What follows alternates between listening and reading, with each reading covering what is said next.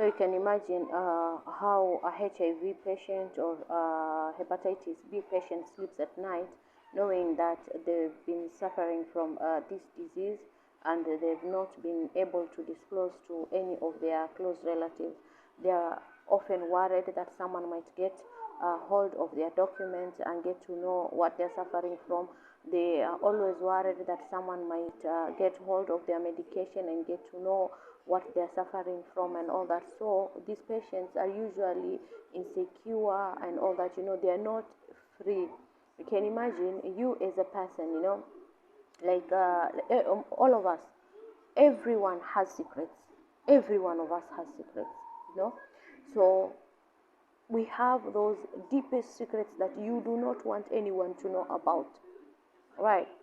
So how do you sleep at night knowing that you have that secret that you do not want anybody else to know about?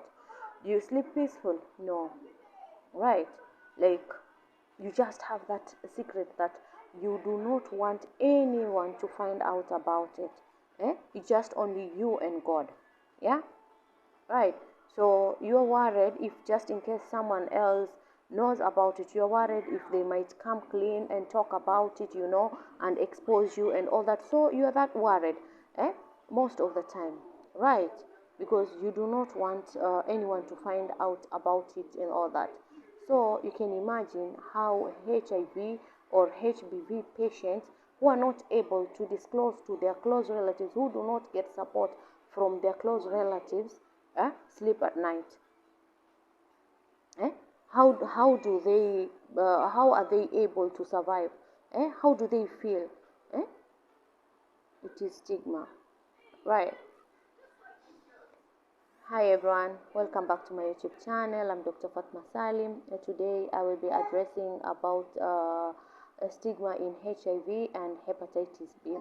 Well, HIV and hepatitis B, these are infectious diseases that one mode of their transmission is through sexual intercourse.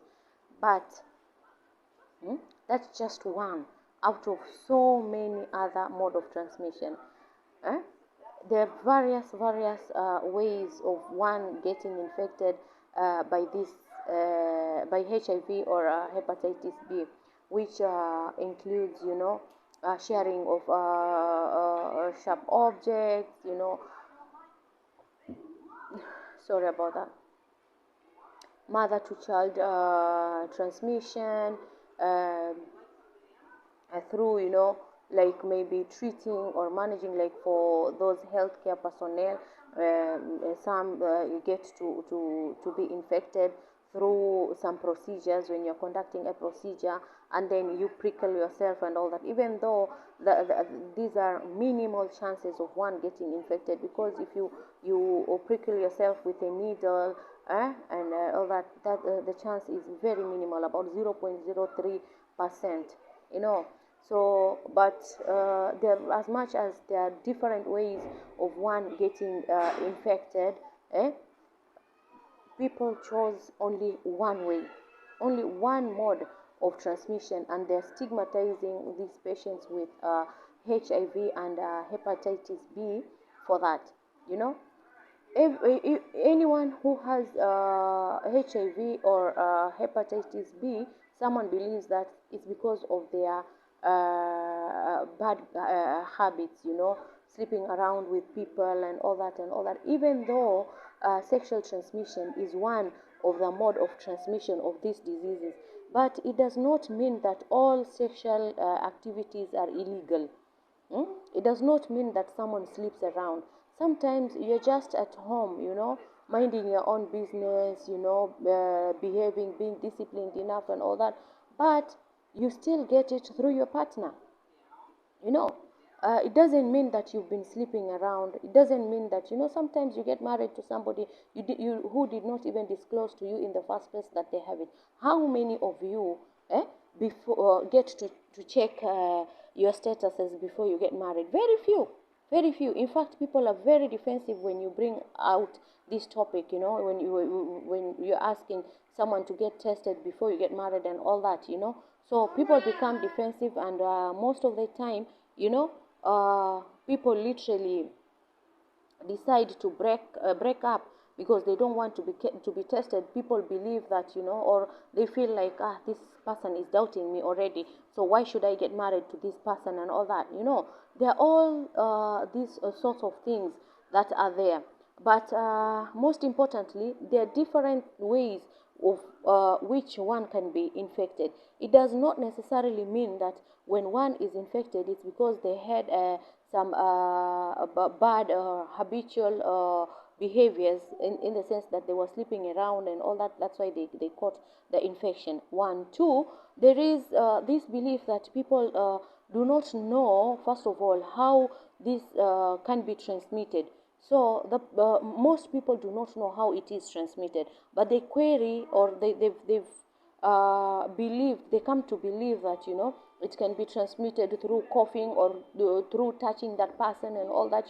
So people are creating and imagining their own stuff, and then, they penalize these people with these diseases, and causing them to be discriminated and isolated, literally tormenting them and making them socially enslaved. I don't know if I should use that word, but I think that's the best I could describe. Like they become prisoners, in their own lives, in their like they're not free. We make them feel like they're slaves, or they're prisoners, and all these things. Well, we brand them, so to say. We brand them, and we behave negatively towards them and all that. So what are these effects of this stigma? Stigma is when we behave, or okay, it is negative beliefs or attitude towards these patients with HIV or hepatitis B. So what are the effects of this stigma? If we behave negatively towards these people, what effects does it have on them and on us, on you, who is literally close to someone who has HIV, or someone who has hepatitis B? Well, to the patient, or to the victim, let me call them victims, because we victimize them most of the time. So to the victim, first of all, we cause them to have some mental health issues. Someone get depressed. Why are they depressed? These people are depressed because they are not, first of all, we isolate them, we discriminate them. Okay, so they get to have anxiety in the sense that all the time they're just worried on how one would behave towards them. We give them anxiety in the sense that they cannot sleep at peace. They cannot sleep at peace at night because they're worried that someone might get rid of a hold of their documents and get to learn on what diseases they have, or someone might get a hold of their medication and get to know what they're suffering from. They get to have this anxiety in the sense that, sometimes they need help from you. Maybe they've got a cut, or they cannot tell you not to touch that blood, or not, to wipe their vomitus or their diarrhea because they have a certain disease. They cannot come up clean to tell you, because they are worried most of the time of the impact that you are going on the impact that might have on how you're going to behave, right? And how you're going to isolate them, discriminate them, and all that. So literally we cause them to develop these mental health issues and all that. So again, we cause them not to seek early health care services or early intervention.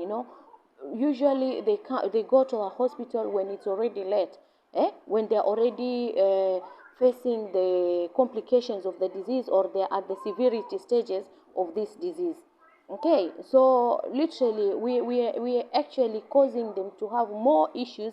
And if someone already is suffering from HIV or this hepatitis B, and don't and they know their status, then we help in like we help their health issues to deteriorate faster than it would have been initially, or if we were accommodative to them and all that. If we accept them in this society, if we I don't know how to put it, but if we are okay with them, if we accept them for who they are, for what they have, then it helps them, health-wise. But if we discriminate them, if we isolate them, then we are doing nothing but helping them deteriorate faster. And you know what's next if they deteriorate? What's next? Definitely, you guessed that right. Fatal. They die earlier. They die faster because we cause them to go through that.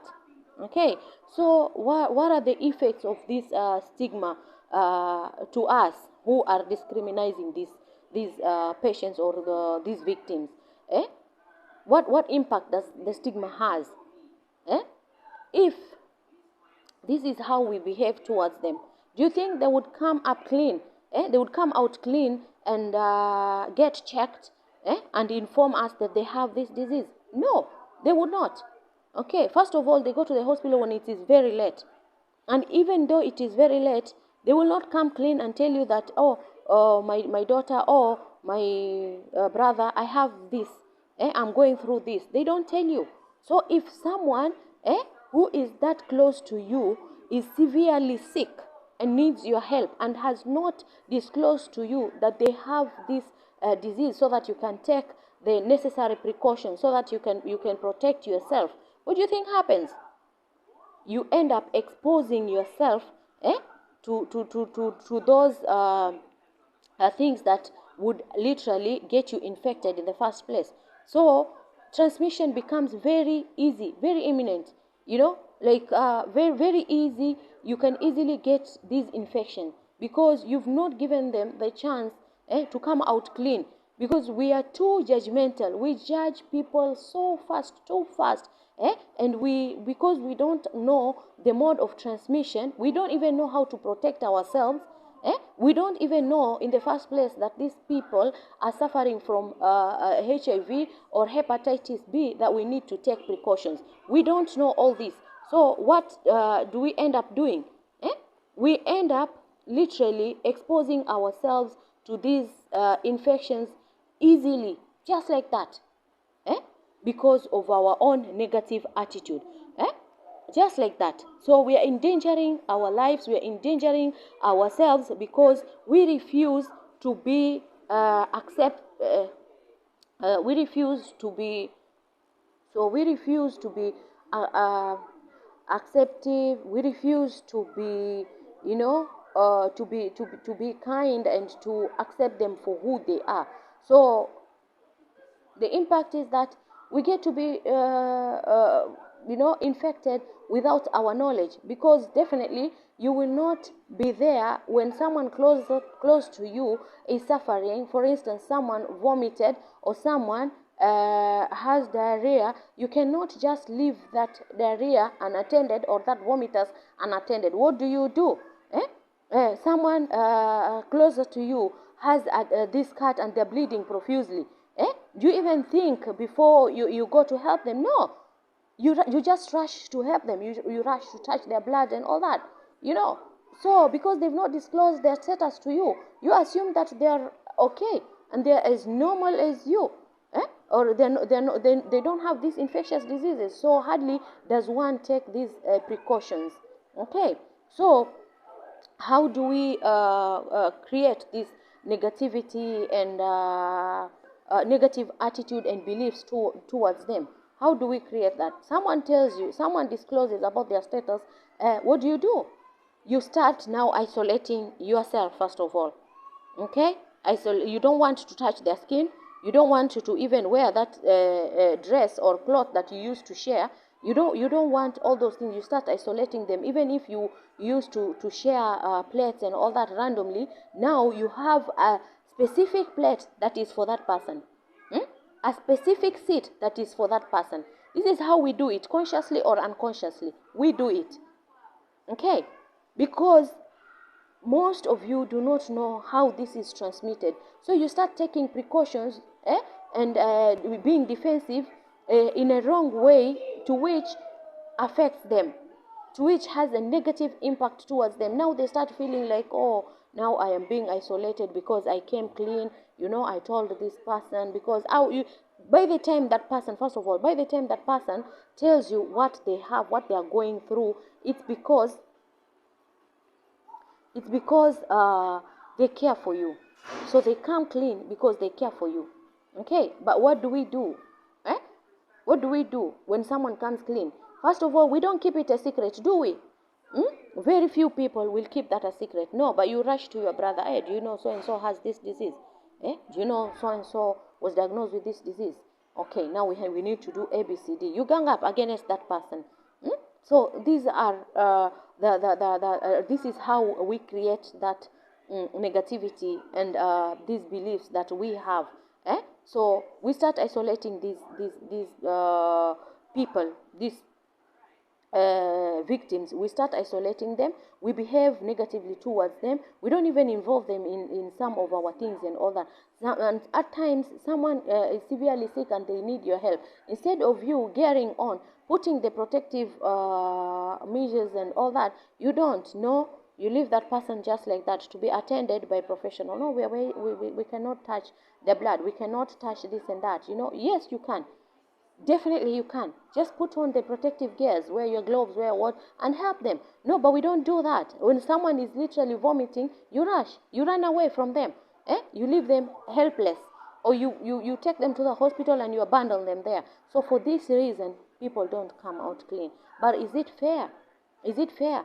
If anything, we are literally endangering ourselves more than helping ourselves. You running, you isolating this patient is not literally doing anything. If anything that we're supposed to learn is that these patients, the more we stigmatize them, the more we isolate them, these people will never come clean. They will not get the necessary help that they need, and people will not be going to the hospital timely to get tested. Let's stop that. Kindly subscribe to my channel and follow up on my next video that I will be updating on another type of stigma. Thank you so much.